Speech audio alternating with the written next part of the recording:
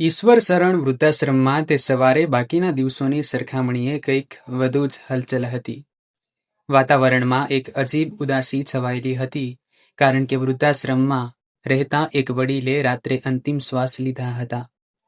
તેમનું નામ વિનોદ શર્મા હતું. વિનોદજી છેલ્લા ઘણા વર્ષોથી આ જ વૃદ્ધાશ્રમમાં પોતાનું જીવન વિતાવી રહ્યા હતા. તેમના પરિવારના નામે તેમની 3 દીકરીઓ હતી: પ્રીતિ, સુમન અને રેખા. ત્રણેય દીકરીઓ ભણેલી ગણેલી હતી. પોતપોતાના શહેરોમાં સારી નોકરી કરી રહી હતી અને પોતાના પરિવારોમાં વ્યસ્ત હતી. પરંતુ પિતાની ઉંમર વધવાની સાથે જ્યારે તેમને પોતાના બાળકોના ટેકાની સૌથી વધુ જરૂર હતી, ત્યારે ત્રણેય તેમને પોતાની સાથે રાખવાને બદલે વૃદ્ધાશ્રમમાં છોડી દીધા હતા. રાત્રે અચાનક વિનોદજીને છાતીમાં તીવ્ર દુખાવો થયો અને જોત જોતામાં તેમની તબિયત લથડી ગઈ. વૃદ્ધાશ્રમના કર્મચારીઓએ ડોક્ટરને બોલાવ્યા, પરંતુ ડોક્ટર પહોંચે ત્યાં સુધીમાં વિનોદજી આ દુનિયા છોડી ચૂક્યા હતા. સવાર થતાં જ મેનેજર અતુલસિંહે સૌથી પહેલા તેમના પરિવારને જાણ કરવાનો પ્રયાસ કર્યો. તેમણે મોટી દીકરી પ્રીતિને ઘણીવાર ફોન કર્યો, પરંતુ લાંબા સમય સુધી ફોન ઉપડ્યો નહીં. આખરે જ્યારે ફોન ઉપડ્યો ત્યારે બીજી તરફથી પ્રીતિનો ચીડાયેલો અવાજ સંભળાયો. અરે, તમે લોકો સતત ફોન કેમ કરી રહ્યા છો?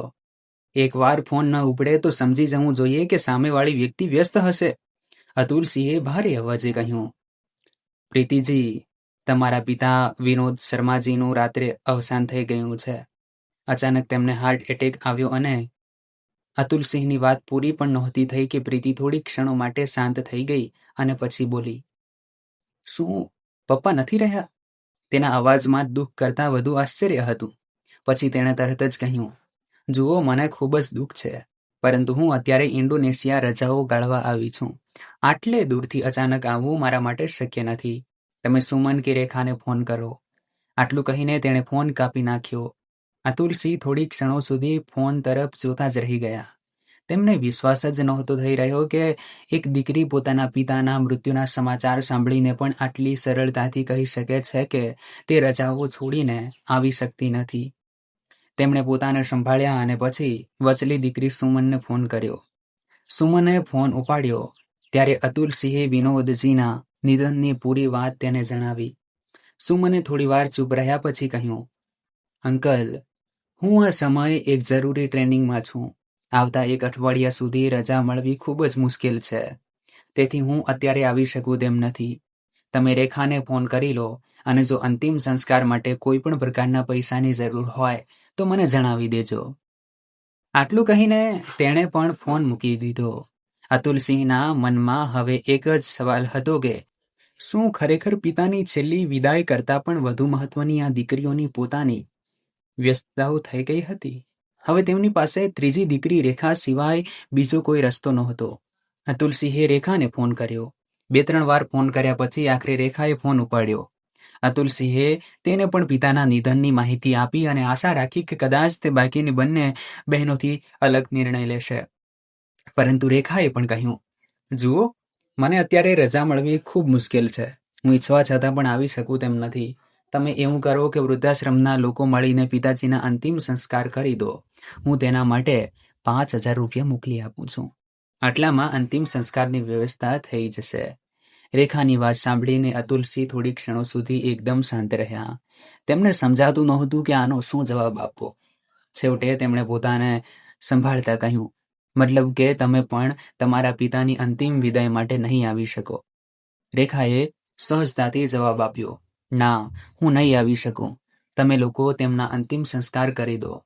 ત્યાર પછી તેણે ₹5,000 વૃદ્ધાશ્રમના ખાતામાં મોકલવાની વાત કહી અને ફોન કાપી નાખ્યો. અતુલસિંહનું મન અંદરથી તૂટી ગયું હતું. જે પિતાએ પોતાની 3 દીકરીઓને ભણાવી ગણાવી, તેમને પોતાના પગ પર ઊભી કરી અને તેમના ભવિષ્ય માટે ન જાણે કેટલાય ત્યાગ કર્યા, આજે તેમની છેલ્લી વિદાય માટે 3 દીકરીઓ પાસે થોડા કલાકો પણ નહોતા. વૃદ્ધાશ્રમના કર્મચારીઓ અને ત્યાં રહેતા બાકીના વડીલોની આંખો પણ ભીની હતી. વિનોદજી સૌની સાથે ખૂબ જ પ્રેમ અને આદરપૂર્વક વર્તતા હતા. કોઈ તેમને સવારની ચા વખતના તેમના મીઠા શબ્દો યાદ કરી રહ્યું હતું તો કોઈ તેમની મદદ કરવાની આદતને. થોડી જ વારમાં અંતિમ સંસ્કારની તૈયારીઓ શરૂ કરી દેવામાં આવી. વિનોદજીના પાર્થિવ દેહને અંતિમ યાત્રા માટે લઈ જવામાં આવી રહ્યો હતો. ત્યારે જ અતુલસિંહના ફોનની ઘંટડી વાગી. ફોન સુમનનો હતો. તેમને લાગ્યું કે કદાચ સુમનનું મન બદલાઈ ગયું હશે અને તે આવવાનો પ્રયત્ન કરી રહી હશે. પરંતુ ફોન ઉપાડતા જ સુમને કહ્યું, અંકલ, હું ટ્રેનિંગમાં છું એટલે ત્યાં નથી આવી શકતી, પણ તમે મને વિડીયો કોલ કરી દો. હું ઓછામાં ઓછું વિડીયો કોલ પર પિતાજીના અંતિમ સંસ્કાર જોવા માંગુ છું. અતુલસિંહના મનમાં ભરાયેલો આક્રોશ હવે માંડ માંડ કાબૂમાં રહ્યો હતો. છતાં તેમણે કહીને કહ્યું. અંતિમ સંસ્કારની વિધિ શરૂ થઈ. પંડિતજી મંત્રોચ્ચાર કરી રહ્યા હતા અને વૃદ્ધાશ્રમના લોકો વિનોદજીને અંતિમ વિદાય આપવા ઊભા હતા. થોડીવાર પછી સુમન વિડીયો કોલ પર જોડાઈ અને થોડી વાર મંત્રો સાંભળ્યા પછી અધીરી થઈને બોલી, અંકલ, હજુ કેટલો સમય લાગશે? મારે પાછા ટ્રેનિંગમાં જવાનું છે. પંડિતજીને કહો ને કે થોડી ઉતાવળ રાખે. મારી પાસે એટલો સમય નથી કે હું અહીં બેસીને આખો અંતિમ સંસ્કાર જોતી રહું. આ વખતે અતુલસિંહની ધીરજ ખૂટી ગઈ. તેમણે ગંભીર અવાજે કહ્યું, હવે તમારે વિડીયો કોલ પર પણ જોવાની જરૂર નથી. સુમનજી, જ્યારે તમે તમારા પિતાની છેલ્લી વિદાય માટે અહીં ન આવી શક્યા, તો વિડીયો કોલ પર તેમનો અંતિમ સંસ્કાર જોઈને તમે તેમના પર કોઈ ઉપકાર નથી કરી રહ્યા. સુમને નારાજ થઈને કહ્યું, તમે મારી સાથે આવી રીતે વાત ન કરો. તે મારા પિતા હતા અને આ મારી તથા મારા પિતા વચ્ચેની વાત છે. મને રજા ન મળી અને હું ટ્રેનિંગમાં છું તો હું કેવી રીતે આવી શકતી હતી? ઓછામાં ઓછું વિડીયો કોલ પર તેમને છેલ્લી વાર જોઈ તો રહી છું. અતુલસિંહે ત્યાર પછી કોઈ જવાબ ન આપ્યો. ફોનની બીજી તરફથી સુમનનો અવાજ આવતો રહ્યો, પરંતુ ત્યાં ઊભેલી દરેક વ્યક્તિના મનમાં હવે માત્ર એક જ વાત ગુંજી રહી હતી કે જે પિતાએ પોતાની દીકરીઓનું ભવિષ્ય બનાવવામાં આખી જિંદગી વિતાવી દીધી, તેમની છેલ્લી યાત્રામાં એ દીકરીઓ પાસે તેમના માટે સમય પણ નહોતો. આખરે વિનોદજીના અંતિમ સંસ્કાર પૂર્ણ થયા. ચિતાની આગ ધીમે ધીમે શાંત થવા લાગી, પરંતુ વૃદ્ધાશ્રમની અંદર ઉઠેલી વેદના અને પ્રશ્નો શાંત નહોતા થઈ રહ્યા. ત્યાં હાજર દરેક આંખ ભીની હતી અને દરેકના દિલમાં એક જ સવાલ હતો કે જો ત્રણ દીકરીઓ હોવા છતાં એક પિતાને પોતાના છેલ્લા શ્વાસ સુધી એકલતા જ નસીબ થવાની હતી, તો પછી તે પિતાના આખી જિંદગીના ત્યાગનો છેવટે શું અર્થ હતો? વિનોદ શર્મા એક નિવૃત્ત પોલીસ અધિકારી હતા. જ્યારે તેમની જિંદગીમાં પહેલીવાર પિતા બનવાની ખુશી આવી અને તેમની ગોદમાં દીકરી પ્રીતિ આવી, ત્યારે આસપાસના લોકોએ જાત જાતની વાતો બનાવવાનું શરૂ કરી દીધું. કોઈ કહેતું કે પહેલું સંતાન દીકરી થઈ છે, પણ વંશ આગળ કેવી રીતે વધશે? ઘરમાં એક દીકરો તો હોવો જ જોઈએ. પરંતુ વિનોદજીએ ક્યારેય આ વાતોને પોતાના પર હાવી થવા ન દીધી. તેમણે સ્પષ્ટ શબ્દોમાં કહ્યું હતું કે મારે મન દીકરો અને દીકરી એક સમાન છે. જો હું મારી દીકરીને પણ એટલું જ ભણાવું, એટલી જ સક્ષમ બનાવું અને એટલી જ તકો આપું જેટલી એક દીકરાને આપવામાં આવે છે, તો મારી દીકરી કોઈ દીકરાથી કમ નહીં હોય. થોડા વર્ષો પછી તેમના ઘરમાં બીજી દીકરી સુમને જન્મ લીધો. આ વખતે તેમની પત્ની સુનંદાજીને દીકરાની આશા હતી અને 2 દીકરીઓ પછી તે ઈચ્છતી હતી કે હવે ઘરમાં એક દીકરો આવે. પરંતુ વિનોદજીએ તેમને સમજાવ્યું કે તેમની બંને દીકરીઓ જ તેમના માટે કોઈ દીકરાથી કમ નથી અને તેઓ બંનેને એટલી કાબિલ બનાવશે કે એક દિવસ તેમને પોતાની દીકરીઓ પર ગર્વ થશે. પરંતુ સુનંદાજીના મનમાં દીકરાની ઝંખના હજુ પણ બાકી હતી. તેથી થોડા સમય પછી બંનેએ ફરી એકવાર સંતાન માટે પ્રયાસ કર્યો. તેમને આશા હતી કે આ વખતે કદાચ દીકરો થશે, પરંતુ નસીબને કંઈક અલગ જ મંજૂર હતું. ત્રીજી વાર પણ તેમના ઘરે દીકરીએ જન્મ લીધો.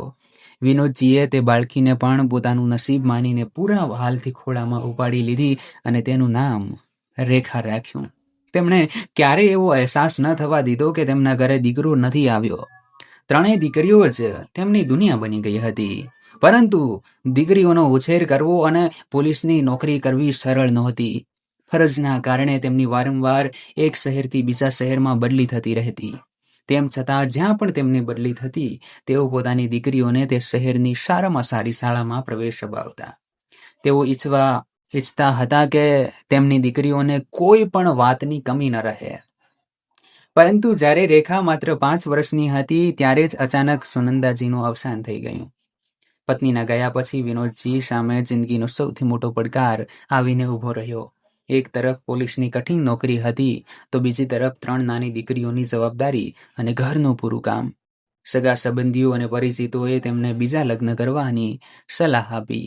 બધા કહેતા હતા કે બાળકીઓ નાની છે, તને પણ જીવનસાથીની જરૂર છે, એકલા તું નોકરી અને બાળકોની જવાબદારી કેવી રીતે સંભાળીશ? પરંતુ વિનોદજીએ સ્પષ્ટ ના પાડી દીધી. તેમણે કહ્યું કે હું મારી દીકરીઓને સાવકી માના ભરોસે ન છોડી શકું. શું ખબર તે તેમને પોતાની દીકરીઓ જેવો પ્રેમ આપી શકે કે નહીં? જો મારી બાળકીઓ સાથે ભેદભાવ થશે તો હું મારી જાતને ક્યારેય માફ નહીં કરી શકું. તેમણે આખી જિંદગી લગ્ન ન કરવાનો નિર્ણય લીધો અને પોતાની આખી જિંદગી દીકરીઓના નામે કરી દીધી. દિવસે નોકરી કરતા, પાછા આવીને દીકરીઓ માટે રસોઈ બનાવતા, તેમના ભણતરનું ધ્યાન રાખતા, તેમના કપડાં તૈયાર કરતા અને સવારે વહેલા ઉઠીને ત્રણેયના ટિફિન બનાવીને તેમને સમયસર શાળાએ મોકલતા. તેઓ પિતા પણ હતા અને માતાની ખોટ પૂરવાનો પ્રયાસ પણ કરી રહ્યા હતા. સમય વીતતો ગયો અને દીકરીઓ મોટી થવા લાગી. જ્યારે કોલેજના અભ્યાસનો સમય આવ્યો ત્યારે વિનોદજી પાસે એટલી બચત નહોતી કે ત્રણેયના ઉચ્ચ શિક્ષણનો ખર્ચ સરળતાથી ઉપાડી શકે. પરંતુ તેમણે હાર ન માની. તેમણે બેંકમાંથી લોન લીધી અને પોતાની દીકરીઓનો અભ્યાસ ચાલુ રખાવ્યો. તેમની મહેનત રંગ લાવી અને ત્રણેય દીકરીઓ ભણવામાં ખૂબ આગળ વધી. મોટી દીકરી પ્રીતિએ મેડિકલનો અભ્યાસ પૂરો કર્યો અને ડૉક્ટર બની ગઈ. વસલી દીકરી સુમને ભણતર પૂરું કરીને એક મોટી કોર્પોરેટ કંપનીમાં સારી નોકરી મેળવી લીધી અને નાની દીકરી રેખાએ કાયદાનો અભ્યાસ પૂરો કરીને વકીલ તરીકે પોતાની કારકિર્દી બનાવી લીધી. વિનોદજીની છાતી ગર્વથી ફૂલાઈ ગઈ હતી. તેમને લાગતું હતું કે આજે તેમની દીકરીઓ સાચે જ તેમના એ વિશ્વાસને સાચો સાબિત કરી રહી છે જે તેમણે વર્ષો પહેલા લોકો સામે વ્યક્ત કર્યો હતો કે દીકરીઓ કોઈ દીકરાથી કમ નથી હોતી. ત્રણેય દીકરીઓ માટે વિનોદજીએ તેમની પસંદગીના છોકરાઓ સાથે લગ્ન કરાવ્યા. તેમણે પોતાની પૂરી ક્ષમતાથી દીકરીઓના લગ્ન કર્યા અને તેમને હસતા મોઢે તેમના નવા જીવનમાં વિદાય આપી. એક પિતા તરીકે તેમને માત્ર એટલી જ આશા હતી કે હવે જ્યારે દીકરીઓ પોતાનો સંસાર વસાવી ચૂકી છે તો વૃદ્ધાવસ્થામાં ક્યારેય તેમને તેમની જરૂર પડશે તો દીકરીઓ તેમની સાથે હશે. આ જ આશાથી તેમણે ત્રણેયના લગ્ન એ જ શહેરમાં કરાવ્યા હતા જેથી દીકરીઓ વધારે દૂર ન જાય અને સમય આવ્યે પોતાના પિતાનું ધ્યાન રાખી શકે. લગ્નના શરૂઆતના દિવસોમાં બધું બરાબર ચાલ્યું. ત્રણેય દીકરીઓ ફોન કરીને પિતાના ખબર અંતર પૂછતી, દવાઓ સમયસર લીધી કે નહીં, જમ્યા કે નહીં, ઘરમાં કોઈ વસ્તુની જરૂર તો નથી. આ નાની નાની વાતોથી વિનોદજીનું મન પ્રસન્ન થઈ જતું. તેમને લાગતું હતું કે તેમનો પરિવાર હજુ પણ તેમની સાથે છે. પરંતુ સમયની સાથે ત્રણેય દીકરીઓની પોતપોતાની જિંદગી વ્યસ્ત થઈ ગઈ. એક પછી એક ત્રણેય પોતાના પતિ સાથે બીજા શહેરોમાં બદલી કરાવી લીધી. ઘર મોટું હતું પણ તેમાં વિનોદજી સિવાય કોઈ નહોતું. ઉંમર વધવાની સાથે શરીર પણ સાથ આપવાનું છોડી રહ્યું હતું. સીડીઓ ચડવી, બજાર જવું, દવાઓ લાવવી અને ઘરના નાના મોટા કામ કરવા તેમના માટે મુશ્કેલ બની રહ્યા હતા. છેવટે એક દિવસ તેમણે મોટી દીકરી પ્રીતિને કહ્યું, દીકરી, જો તને તકલીફ ન હોય તો થોડા સમય માટે હું તારી સાથે આવીને રહી જાઉં. હવે એકલા રહેવું મુશ્કેલ થઈ રહ્યું છે. પ્રીતિએ થોડીવાર વિચારીને કહ્યું, પપ્પા, તમારા અહીં આવીને રહેવાથી અમારી પ્રાઇવસી પ્રભાવિત થશે. અમે આ જ કારણથી બીજા શહેરમાં બદલી કરાવી છે. ઘરમાં દરેક સમયે કોઈની હાજરીથી અમારી જિંદગીમાં ઘણો બદલાવ આવી જશે. વિનોદજી કંઈ ન બોલ્યા. તેમને લાગ્યું કદાચ સુમન તેમને પોતાની પાસે બોલાવી લેશે. પરંતુ સુમને પણ પોતાની વ્યસ્તતાનો હવાલો આપતા કહ્યું, પપ્પા, મારી નોકરી અને ઘર બંનેની જવાબદારીઓ ખૂબ વધારે છે. હું તમને સમય નહીં આપી શકું. જો તમે મારી પાસે આવશો તો પણ તમારે મોટાભાગનો સમય એકલા જ રહેવું પડશે. તેથી તમારા માટે સારું રહેશે કે તમે ત્યાં જ રહો. હવે વિનોદજીએ નાની દીકરી રેખા પાસેથી આશા રાખી, પરંતુ તેનો જવાબ પણ અલગ નહોતો. તેણે કહ્યું, પપ્પા, મારા કામના કારણે મારે વારંવાર ક્લાયન્ટ્સના સંબંધમાં બહાર જવું પડે છે. હું તમારી સાથે રહીને તમારી દેખભાળ નહીં કરી શકું. ત્રણેય દીકરીઓની વાતો સાંભળીને વિનોદજી પાસે કહેવા માટે કંઈ બચ્યું નહોતું. તેઓ પોતાની દીકરીઓ પર બોજ બનવા માંગતા નહોતા. તેમણે થોડા દિવસો સુધી એકલા રહેવાનો પ્રયાસ કર્યો, પરંતુ વધતી ઉંમર અને નબળા પડતા શરીરના કારણે આ શક્ય નહોતું. છેવટે ત્રણેય દીકરીઓએ ભેગા મળીને નિર્ણય કર્યો કે પિતાને નજીકના જ ઈશ્વર શરણ વૃદ્ધાશ્રમમાં મૂકી દેવામાં આવે. વિનોદજી ઉદાસ મને તૈયાર થઈ ગયા. તેમની પાસે બીજો કોઈ રસ્તો પણ નહોતો. વૃદ્ધાશ્રમ પહોંચ્યા પછી તેમને ત્યાં રહેતા વડીલોનો સાથ મળ્યો. તેઓ પોતાના પેન્શનમાંથી પોતાનો ખર્ચ ચલાવતા અને જરૂરિયાતમંદ વડીલોની મદદ પણ કરતા હતા. પરંતુ તેમના દિલમાં પરિવારની ખોટ હંમેશા ચાલતી હતી. તેઓ અવારનવાર પોતાની દીકરીઓને યાદ કરતા અને વિચારતા હતા કે કાશ ક્યારેક તેમની દીકરીઓ તેમને મળવા આવી જાય. કાશ તેઓ પોતાના નાના પુત્ર પુત્રીઓ સાથે થોડો સમય વિતાવી શકે. કાશ દીકરીઓ ફરીથી પહેલાની જેમ તેમને પૂછે કે પપ્પા તમે જમ્યા કે નહીં. શરૂઆતમાં ક્યારેક દીકરીઓના ફોન આવી જતા હતા, પરંતુ ધીમે ધીમે ફોન પણ ઓછા થતા ગયા અને પછી લગભગ બંધ જ થઈ ગયા. વિનોદજી છતાંય કોઈ ફરિયાદ નહોતા કરતા. તેમને પોતાની દીકરીઓ પ્રત્યે કોઈ ફરિયાદ નહોતી. તેઓ બસ મનોમન એ જ વિચારતા હતા કે તેમની દીકરીઓ પોતાની જિંદગીમાં ખુશ રહે. જો તમે વિનોદજીનું દર્દ સમજી શકતા હોવ તો હમણાં જ તમારા વિચારો કમેન્ટ કરીને જરૂર જણાવો કે શું દીકરીઓનું પોતાના પિતા પ્રત્યે આવું વર્તન ક્યાંયથી પણ યોગ્ય હતું. જો વાર્તા તમારા દિલને સ્પર્શી રહી હોય તો તેને લાઈક જરૂર કરો અને આપણી ચેનલને સબસ્ક્રાઈબ કરવાનું બિલકુલ ન ભૂલો. કારણ કે સાચું તો એ છે કે અમારો વિડીયો જોનારા 1% લોકો પણ ચેનલને સબસ્ક્રાઈબ નથી કરતા.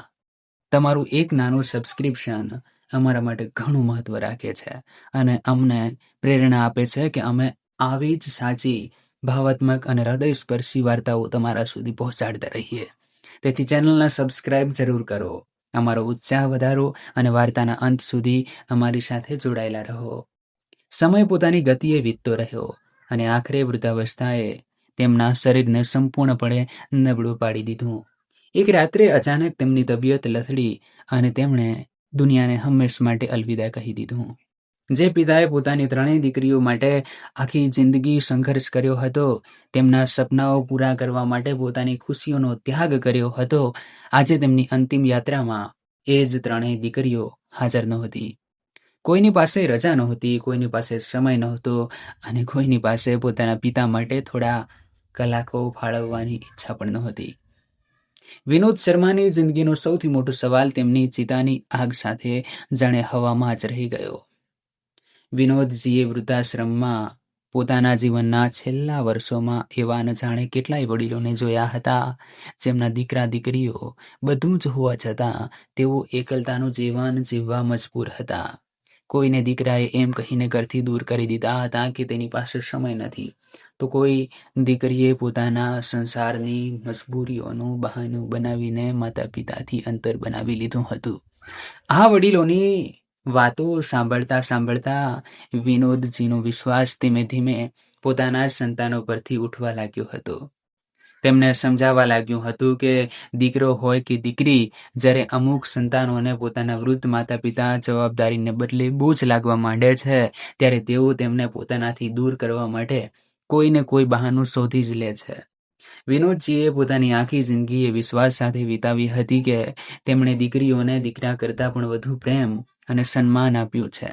તેથી વૃદ્ધાવસ્થામાં તેમની દીકરીઓ તેમનો સહારો ચોક્કસ બનશે.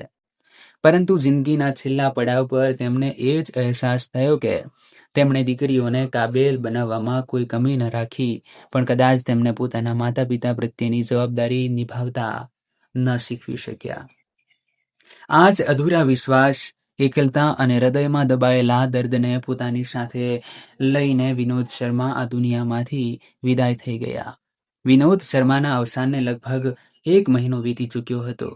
તેમની દીકરીઓએ પોતાની જિંદગીમાં પાછા ફરીને કદાચ પિતાની અંતિમ વિદાયને પણ પાછળ છોડી દીધી હતી. પરંતુ એક દિવસ અચાનક ત્રણેયના ઘરે એક કાનૂની નોટિસ પહોંચી. પ્રીતિએ નોટિસ ખોલી તો તેની આંખો થોડી ક્ષણો માટે તેના પર જ અટકી ગઈ. તેમાં બેંક અને આશરે 1 કરોડની રકમનો ઉલ્લેખ હતો. આવી જ રીતે સુમન અને રેખા પાસે પણ એ જ નોટિસ પહોંચી હતી. ત્રણેય જ્યારે આપસમાં ફોન પર વાત કરી ત્યારે તેમના મનમાં પહેલો વિચાર એ જ આવ્યો કે કદાચ પિતા પોતાની પાછળ કરોડોની સંપત્તિ મૂકી ગયા છે. તેમણે નોટિસ પર આપેલા નંબર પર તરત જ સંપર્ક કર્યો. ફોન ઉપાડનાર વ્યક્તિનું નામ સુરેન્દ્રનાથ હતું, જેઓ લગભગ 70 વર્ષના વૃદ્ધ વકીલ હતા અને ક્યારેક વિનોદજીના ખૂબ જ નજીકના મિત્ર હતા. સુરેન્દ્રનાથે ત્રણેયને કહ્યું, તમારા પિતા દુનિયામાંથી વિદાય લેતા પહેલા પોતાનો કેટલોક વારસો છોડી ગયા હતા. તેમણે કહ્યું હતું કે તેમનો છેલ્લો વારસો તેમની ત્રણેય દીકરીઓ સુધી જરૂર પહોંચવો જોઈએ. આટલું સાંભળતા જ ત્રણેયના ચહેરા પર ચમક આવી ગઈ. તેમને લાગ્યું કે કદાચ પિતા જતા જતા તેમના માટે કરોડો રૂપિયાની સંપત્તિ છોડી ગયા છે. સુરેન્દ્રનાથે જ્યારે તેમને મળવા બોલાવ્યા ત્યારે જે ત્રણેય દીકરીઓ પાસે પોતાના પિતાના મૃત્યુ સમયે વૃદ્ધાશ્રમ સુધી આવવાનો સમય નહોતો, તેમની પાસે અચાનક સમય જ થઈ ગયો. ત્રણેય આપસમાં વાત કરી અને બીજા જ દિવસે એ શહેરમાં પહોંચવાનો નિર્ણય કરી લીધો. સુરેન્દ્રનાથ મનોમન વિચારી રહ્યા હતા કે ધનનું નામ સાંભળતા જ માણસના વર્તનનો રંગ કેટલી ઝડપથી બદલાઈ જાય છે. હોટલના એક રૂમમાં ત્રણેય બહેનો મળી અને વાતચીત શરૂ થઈ કે જો સાચે જ ₹1 કરોડનો વારસો છે તો તેની વહેંચણી કેવી રીતે કરવામાં આવશે. પ્રીતિએ કહ્યું, મને લાગે છે કે પિતાજીએ આપણા માટે છોડ્યું છે તો ત્રણેય બહેનોમાં સરખા ભાગે વહેંચાવું જોઈએ. ત્યારે સુમન બોલી, સરખે ભાગે કેમ? મેં પિતાજીના અંતિમ સંસ્કાર માટે ₹5,000 આપ્યા હતા, તેથી મારો હિસ્સો થોડો વધારે હોવો જોઈએ. રેખાએ તરત જ જવાબ આપ્યો, તમે બંનેએ તો પિતાજીના અંતિમ સંસ્કારમાં જવાનું પણ જરૂરી ન માન્યું. મેં ઓછામાં ઓછું વિડીયો કોલ પર તેમનો અંતિમ સંસ્કાર પોતાની આંખોથી જોયો હતો અને એ દુઃખને અનુભવ્યું હતું, તેથી મારો હિસ્સો તમારા બંને કરતાં વધુ હોવો જોઈએ. થોડી જ વારમાં ત્રણેય બહેનો એ વારસાને લઈને દલીલ કરવા લાગી. છેવટે તેમણે એ જ નક્કી કર્યું કે પિતાજીએ જે લખ્યું હશે તે જ માન્ય રહેશે. બીજે દિવસે ત્રણેય સુરેન્દ્રનાથની ઓફિસે પહોંચી.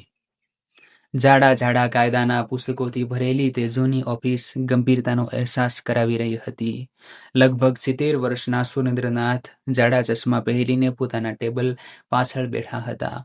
ત્રણેયને સામે જોઈને તેમણે એક ક્ષણ માટે તેમની તરફ જોયું, પરંતુ તેમના ચહેરા પર નજર પડતા જ જાણે તેમના મનમાં વિનોદજીની છેલ્લી વિદાયનું દ્રશ્ય ફરી વળ્યું. તેમણે કંઈ પણ બોલ્યા વગર પોતાની નજર ફાઇલો પર ઝુકાવી દીધી. ત્રણેય બહેનોના ચહેરા પર ઉત્સુકતા અને લાલચ સાફ દેખાઈ રહી હતી. સુરેન્દ્રનાથે તેમને બેસવાનો ઈશારો કર્યો અને પછી પોતાના ટેબલ પર મૂકેલી એક જાડી ફાઇલ ખોલી. થોડીવાર પછી સુરેન્દ્રનાથે ફોન કરીને કેટલાક લોકોને પોતાની ઓફિસમાં બોલાવ્યા. સુમને ઉત્સુકતાથી પૂછ્યું, તમે કોને બોલાવ્યા છે? સુરેન્દ્રનાથે શાંત સ્વરે કહ્યું, બેંકના અધિકારીઓને. આખરે જે રકમની વાત થઈ રહી છે તેની સાથે તેમનો પણ સંબંધ છે. ત્રણેયના ચહેરા ફરી ખીલી ઉઠ્યા. તેમને લાગ્યું કે હવે બેંકના અધિકારીઓ આવશે, દસ્તાવેજો બતાવશે અને કદાચ તેમને કરોડોનો વારસો મળવાનો છે. થોડી જ વારમાં 2 બેંક અધિકારીઓ ત્યાં પહોંચ્યા. સુરેન્દ્રનાથે વિનોદજીની ફાઇલ તેમની સામે મૂકી અને પછી ત્રણેય દીકરીઓ તરફ જોઈને કહ્યું, તમારા ત્રણેયને કદાચ તમારા પિતાની જિંદગીનો એક ખૂબ જ મહત્વપૂર્ણ ભાગ ખબર જ નથી. તમને જરૂર યાદ હશે કે તમારા પિતાએ તમારા ત્રણેયના ભણતરમાં કોઈ કસર નહોતી છોડી. તમને સારી શાળાઓમાં ભણાવ્યા, કોલેજ મોકલ્યા, હોસ્ટેલનો ખર્ચ ઉપાડ્યો અને તમારા ઉચ્ચ શિક્ષણ માટે દરેક શક્ય પ્રયાસ કર્યો. પરંતુ શું તમે ક્યારેય વિચાર્યું કે એક સામાન્ય સરકારી પગાર મેળવનાર પોલીસ અધિકારી આટલો મોટો ખર્ચ કેવી રીતે ઉપાડી શક્યા હોત? ત્રણેય બહેનો એકબીજાનું મોં જોવા લાગી. સુરેન્દ્રનાથે આગળ કહ્યું કે તમારા પિતાની નોકરીનો પગાર એટલો નહોતો કે તેઓ એક સાથે 3 દીકરીઓનો મોંઘો અભ્યાસ, હોસ્ટેલ, પુસ્તકો અને બાકીના ખર્ચા સરળતાથી ઉપાડી શકે. પરંતુ તેમણે તમારો અભ્યાસ ક્યારેય અટકવા ન દીધો. જ્યારે બચત પૂરી થઈ ગઈ ત્યારે તેમણે બેંકમાંથી લોન લીધી. આ લોન તેમણે પોતાના સુખ માટે નહીં પરંતુ તમારા ત્રણેયના ભવિષ્ય માટે લીધી હતી. આ સાંભળીને રૂમમાં અચાનક સોપો પડી ગયો. સુરેન્દ્રનાથે બેંકના અધિકારીઓ તરફ જોયું અને પછી ગંભીર અવાજે બોલ્યા કે વિનોદજીએ પોતાની આખી જિંદગી તમને કાબેલ બનાવવામાં લગાવી દીધી. તેમણે લોન લીધી જેથી મોટી દીકરી ડૉક્ટર બની શકે, વચલી દીકરી પોતાના પસંદગીના ક્ષેત્રમાં ઉચ્ચ શિક્ષણ મેળવી શકે અને નાની દીકરી કાયદાનો અભ્યાસ પૂરો કરી શકે. તેમણે વિચાર્યું હતું કે એક દિવસ તેમની દીકરીઓ પોતાના પગ પર ઊભી રહેશે અને તેમનો સહારો બનશે. પરંતુ હવે વિનોદજી આ દુનિયામાં નથી. દેવું તેમના નામે હતું, પરંતુ આ દેવાની મદદથી પોતાના પગ પર ઊભી રહેનારી તમે ત્રણેય છો. પ્રીતિના ચહેરાની ચમક ધીમે ધીમે ગાયબ થવા લાગી. સુમનના હાથ ધ્રુજવા લાગ્યા અને રેખાની નજર જમીન પર ટકી ગઈ. સુરેન્દ્રનાથે ફાઇલમાંથી એક દસ્તાવેજ કાઢ્યો અને કહ્યું કે તમારા પિતાએ જે લોન લીધી હતી તે વર્ષો સુધી ચાલતી રહી. વ્યાજ અને બાકીની જવાબદારીઓ ઉમેર્યા પછી આજે તેની કુલ રકમ આશરે ₹1 કરોડ થઈ ચૂકી છે. આ એ જ ₹1 કરોડ છે જેમના નામની નોટિસ જોઈને તમે ત્રણેય અહીં દોડી આવી હતી. ત્રણેય બહેનોના ચહેરા પર હવે થોડી વાર પહેલાવાળી ખુશી નહોતી. તેમના પગ નીચેથી જાણે જમીન સરકી ગઈ હતી. પ્રીતિ અચાનક પોતાની ખુરશી પરથી ઊભી થઈ ગઈ અને બોલી કે આવું ન બની શકે. અમે તો આ ₹1 કરોડ લીધા જ નથી, તો પછી અમારે શા માટે ચૂકવવા પડે? સુરેન્દ્રનાથે તેની તરફ ગંભીરતાથી જોયું અને કહ્યું કે તું સાચું કહી રહી છે પ્રીતિ. તમે આ રકમ તમારા હાથમાં લઈને ખર્ચી નથી, પરંતુ આ લોન તમારા પિતાએ તમારા ત્રણેયની જિંદગી બનાવવા માટે લીધી હતી. જે પૈસાથી તમારો અભ્યાસ થયો એ જ આજે તમારી સામે દેવું બનીને ઊભા છે. અને તમારા પિતા તમારા માટે માત્ર આ દેવું જ નહીં, એક છેલ્લો પત્ર પણ છોડી ગયા છે. આટલું કહેતા જ સુરેન્દ્રનાથે પોતાની ફાઇલમાંથી એક બંધ પરબીડિયું કાઢ્યું, જેના પર ત્રણેય દીકરીઓના નામ લખેલા હતા. રૂમમાં હાજર દરેક વ્યક્તિની નજર હવે તે પરબીડિયા પર ટકી ગઈ હતી, કારણ કે કોઈને અંદાજ નહોતો કે તે પત્રમાં વિનોદ શર્માએ પોતાની દીકરીઓ માટે આખરે શું લખ્યું હતું. સુરેન્દ્રનાથે તે બંધ પરબીડિયું ત્રણેય દીકરીઓની સામે મૂકી દીધું. પ્રીતિએ ધ્રુજતા હાથે પરબીડિયું ખોલ્યું અને જેમ જેમ તે પત્ર વાંચતી ગઈ તેના ચહેરાના હાવભાવ બદલાતા ગયા. થોડી જ ક્ષણોમાં સુમન અને રેખાની આંખો પણ તે પત્ર પર ટકી ગઈ. પત્રમાં વિનોદજીએ લખ્યું હતું કે મારી દીકરીઓ, મેં તમને કાબેલ બનાવવામાં મારી આખી જિંદગી લગાવી દીધી. તમારા ભણતર માટે મેં ક્યારેય એમ ન વિચાર્યું કે કેટલો ખર્ચ થઈ રહ્યો છે.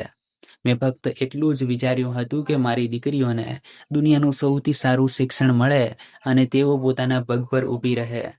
મારી પાસે જે વડીલો પાર્જિત ઘર હતું અને શહેરમાં જે 2 પ્લોટ હતા, મેં વિચાર્યું હતું કે તેને વેચીને તમારા ભણતરનું પૂરું દેવું ચૂકવી દઈશ. પરંતુ મારા મિત્ર સુરેન્દ્રનાથે મને સમજાવ્યું કે અત્યારે પોતાની જમીન જાયદાદ વેચવાને બદલે બેંકમાંથી લોન લઈને તમારા ત્રણેયનો અભ્યાસ પૂરો કરાવો. તેમણે કહ્યું હતું કે જ્યારે મારી દીકરીઓ પોતાના પગ પર ઊભી રહી જશે ત્યારે હું આરામથી તે દેવું ચૂકવી દઈશ. મેં તેમની વાત માની લીધી, પરંતુ મેં ક્યારેય એ નહોતું વિચાર્યું કે જે દેવું મેં મારી દીકરીઓના ભવિષ્ય માટે લીધું છે તેને એક દિવસ એ જ દીકરીઓએ ચૂકવવું પડશે. મારું આયોજન તો કંઈક અલગ જ હતું. હું વિચારતો હતો કે તમારો અભ્યાસ પૂરો થઈ જશે, તમે તમારા જીવનમાં સફળ થઈ જશો અને હું મારું ઘર જમીન વેચીને બેંકનું તમામ દેવું ચૂકવી દઈશ. ત્યાર પછી મારી વૃદ્ધાવસ્થા તમારા ત્રણેય વચ્ચે વહેંચી દઈશ. કેટલાક મહિના પ્રીતિ પાસે, કેટલાક મહિના સુમન પાસે અને કેટલાક મહિના રેખા પાસે રહીશ. તમારા બાળકો સાથે રમીશ, તેમની શાળાએ જવાની વાતો સાંભળીશ, તમારા ઘરના સુખ દુઃખમાં તમારો સાથ આપીશ અને મારા જીવનની આખરી ઉંમર મારા પરિવાર વચ્ચે હસી ખુશીથી વિતાવીશ. મને લાગ્યું હતું કે જે રીતે મેં તમારા બાળપણમાં તમારો હાથ પકડ્યો હતો તેવી જ રીતે વૃદ્ધાવસ્થામાં તમે ત્રણેય મારો હાથ પકડશો. પરંતુ મારી દીકરીઓ, કદાચ મારી આ આશા જ મારી સૌથી મોટી ભૂલ હતી. તમે ત્રણેય મને તમારા જીવનમાંથી એવી રીતે અલગ કરી દીધો જાણે હું તમારો પિતા નહીં પણ કોઈ બોજ હતો. તમે મને વૃદ્ધાવસ્થામાં છોડી દીધો અને ત્યાર પછી ક્યારેય પાછા વળીને એ જોવાનો પ્રયાસ પણ ન કર્યો કે તમારો પિતા કઈ હાલતમાં છે. મેં ત્યાં રહેતા હોવા છતાં પણ તમને ક્યારેય બદદુઆ ન આપી. દરરોજ એ જ પ્રાર્થના કરી કે મારી દીકરીઓ ખુશ રહે અને પોતાના જીવનમાં સફળ રહે. પરંતુ એક પિતાનું હૃદય આખરે ક્યાં સુધી પોતાના સંતાનો માટે તરસતું રહે. હું ઈચ્છતો હતો કે તમે ક્યારેક મારી પાસે બેસો, તમારા મનની વાતો કરો, તમારા બાળકોને મારા ખોળામાં બેસાડો, મને દાદા કહીને બોલાવનારા તે નાના નાના અવાજો વચ્ચે મારી વૃદ્ધાવસ્થા વિતાવવા દો. પરંતુ આ બધું મારા નસીબમાં નહોતું. એટલા માટે જ મેં તે વડીલોપાર્જિત ઘર અને બંને પ્લોટ, જેમને હું મારું દેવું ચૂકવવા માટે સાચવીને બેઠો હતો, વૃદ્ધાવસ્થાના આ સમયે વૃદ્ધાશ્રમના નામે કરી દીધા છે. હવે મારા વારસામાં તમારા ત્રણેય માટે કોઈ ઘર, જમીન કે કરોડોની સંપત્તિ નથી. હું તમારા માટે ફક્ત એ જ દેવું છોડીને જઈ રહ્યો છું જે મેં તમને કાબેલ બનાવવા માટે લીધું હતું. આ દેવું હવે તમારા ત્રણેય ચૂકવવું પડશે.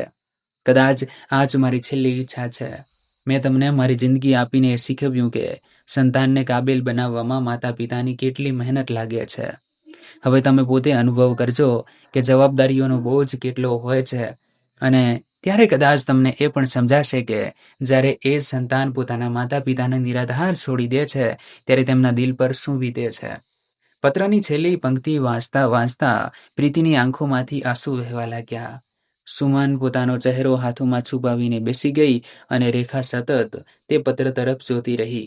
જાણે તેને વિશ્વાસ જ નહોતો થઈ રહ્યો કે જે પિતાએ તેમને આખી જિંદગી માત્ર આપ્યું જ, એ જ પિતા જતા જતા તેમના માટે આવો નિર્ણય કરીને ગયા. પરંતુ તેમના આંસુઓ કરતાં પણ મોટી ચિંતા હવે તેમની સામે ઊભેલા ₹1 કરોડ દેવાની હતી. ત્રણેય સુરેન્દ્રનાથ સાથે ખૂબ દલીલો કરી અને કહ્યું કે આ તેમનું દેવું નથી, તેમના પિતાએ લીધું હતું, તેથી તેમણે શા માટે ચૂકવવું જોઈએ. પરંતુ સુરેન્દ્રનાથે શાંત સ્વરમાં તેમને તમામ કાનૂની દસ્તાવેજો સમજાવ્યા અને જણાવ્યું કે આ લોન તેમના અભ્યાસ અને ભવિષ્ય માટે લેવામાં આવી હતી, તથા વિનોદજીએ પોતાની સંપત્તિ પણ આ સંબંધમાં સુરક્ષિત રાખી હતી. આખરે તમામ દસ્તાવેજોની ચકાસણી પછી એ નક્કી થયું કે દેવાની જવાબદારી ત્રણેય દીકરીઓમાં સરખા ભાગે વહેંચવામાં આવશે. હવે દર મહિને તેમની કમાણીનો એક મોટો હિસ્સો બેંકના હપ્તા ચૂકવવામાં જવા લાગ્યો. થોડા જ મહિનાઓમાં તેમની આર્થિક સ્થિતિ પહેલા જેવી ન રહી. મોંઘા ખર્ચાઓ પર રોક લગાવવી પડી, પોતાની ઘણી ઈચ્છાઓ જતી કરવી પડી અને દર મહિને પગાર આવતા જ સૌથી પહેલા બેંકના હપ્તાનો હિસાબ કરવો પડતો. તે સમયે તેમને પહેલીવાર સમજાવવા લાગ્યું કે તેમના પિતાએ કઈ રીતે પોતાની જિંદગીના દરેક સુખને પાછળ રાખીને તેમના અભ્યાસનો ખર્ચ ઉપાડ્યો હશે. જે પિતાની આવક મર્યાદિત હતી, તેમણે ક્યારેય દીકરીઓની શાળાની ફી માટે તેમને મુશ્કેલી અનુભવવા નહોતી દીધી. સારી શાળાઓ, સારી કોલેજો, હોસ્ટેલ, પુસ્તકો, કપડાં અને બાકીની જરૂરિયાતો, દરેક બાબત માટે તેમણે પોતાની ક્ષમતા કરતાં વધારે કર્યું હતું. પોતે કેટલા અભાવમાં રહ્યા હશે, કેટલી ઈચ્છાઓ દબાવી હશે અને કેટલી રાતો ચિંતામાં વિતાવી હશે, તેનો અંદાજ હવે જઈને ત્રણેય દીકરીઓને આવવા લાગ્યો હતો. તેમને એ પણ યાદ આવવા લાગ્યું કે જ્યારે તેઓ નાની હતી ત્યારે પિતા પોતાની જરૂરિયાતો છોડીને તેમના માટે વસ્તુઓ ખરીદતા હતા. જ્યારે તેઓ બીમાર પડતી ત્યારે આખી રાત તેમના ઓશિકે બેસી રહેતા હતા, અને જ્યારે તેમને ભણતર માટે પૈસાની જરૂરત પડતી ત્યારે કોઈ પણ ફરિયાદ વગર વ્યવસ્થા કરી આપતા હતા. આજે એ જ પિતા તેમની પાસે નહોતા. પસ્તાવો તેમના મનમાં દરરોજ વધતો જતો હતો, પરંતુ હવે તે પસ્તાવો સાંભળનાર કોઈ નહોતું. તેઓ ઈચ્છવા છતાં પણ પોતાના પિતા પાસે માફી નહોતી માગી શકતી. તેમના ચરણોમાં બેસીને એમ નહોતી કહી શકતી કે પપ્પા, અમને માફ કરી દો, અમે તમને સમજી ન શક્યા. હવે તેમની પાસે માત્ર ને માત્ર પત્ર હતો. તેમના પિતાની કેટલીક જૂની તસવીરો હતી અને તેમના નામે છોડી ગયેલું ₹1 કરોડનું દેવું હતું. ત્રણેય દીકરીઓ હવે દર મહિને તે દેવાનો હપ્તો ચૂકવતી વખતે એ જ વિચારતી હતી કે કદાચ જે રીતે તેઓ ધીમે ધીમે એ દેવું ચૂકવી રહી છે, તેવી જ રીતે તેમના પિતા પ્રત્યે કરેલા પોતાના અપરાધનો બોજ પણ ક્યારેક થોડો ઓછો કરી શકશે. પરંતુ દિલના કોઈ ખૂણામાં તેમને એ વાત હંમેશા ખૂંચતી રહી કે પૈસાનું દેવું તો ચૂકવી શકાય છે, પરંતુ જે પિતાએ તેમને પોતાની આખી જિંદગી આપી દીધી, તેમની સાથે વિતાવવાના છેલ્લા કેટલાક વર્ષોનું ઋણ કદાચ તેઓ ક્યારેય નહીં ચૂકવી શકે. તો મિત્રો, શું વિનોદજીએ પોતાની દીકરીઓ સાથે યોગ્ય નિર્ણય કર્યો હતો? તમારા વિચારો અમને કમેન્ટ કરીને જરૂર જણાવો. જો તમને આ વાર્તા પસંદ આવી હોય તો તેને લાઈક કરો અને આપણી ચેનલને સબસ્ક્રાઈબ કરવાનું બિલકુલ ન ભૂલો. તમારું એક સબસ્ક્રિપ્શન અમને પ્રેરણા આપે છે અને અમે આવી સાચી, ભાવાત્મક અને હૃદયસ્પર્શી વાર્તાઓ તમારા સુધી પહોંચાડતા રહીએ. જતાં તમારા શહેરનું નામ કમેન્ટમાં જરૂર લખજો. મને એ જાણીને ખૂબ આનંદ થાય છે કે અમારો વિડીયો દુનિયાના કયા કયા ખૂણામાં જોવાઈ રહ્યો છે. રાધે રાધે.